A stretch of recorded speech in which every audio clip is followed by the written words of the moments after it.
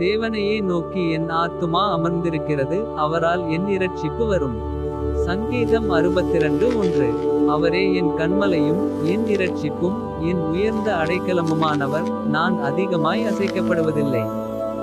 சங்கீதம் 62:2. நீங்கள் எதுவரைக்கும் ஒரு மனுஷனுக்கு தீங்கு செய்ய நினைப்பீர்கள்? நீங்கள் அனைவரும் சங்கரிக்கப்படுவீர்கள், சாய்ந்த மதிலுக்கும் இடிந்த சுவருக்கும் ஒப்பாவீர்கள். சங்கீதம் 62:3. அவனுடைய மேன்மையிலிருந்து அவனை தள்ளும்படிக்கே அவர்கள் ஆலோசனை பண்ணி அபத்தம் பேச விரும்புகிறார்கள். தங்கள் வாயினால் ஆசீர்வதித்து தங்கள் உள்ளத்தில் சபிக்கிறார்கள். சங்கீதம் 62:4. என் ஆத்துமாவே, தேவனையே நோக்கி அமர்ந்திரு, நான் நம்புகிறது அவராலே வரும்.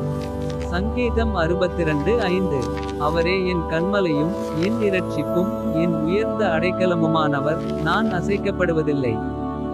சங்கீதம் 62:6. என் இரட்சிப்பும் என் மகிமையும் தேவனிடத்தில் இருக்கிறது, பெலனான என் கன்மலையும் என் அடைக்கலமும் தேவனுக்குள் இருக்கிறது. சங்கீதம் 62:7. ஜனங்களே, எக்காலத்திலும் அவரை நம்புங்கள், அவர் சமூகத்தில் உங்கள் இருதயத்தை ஊற்றிவிடுங்கள், தேவன் நமக்கு அடைக்கலமாயிருக்கிறார். சங்கீதம் 62:8.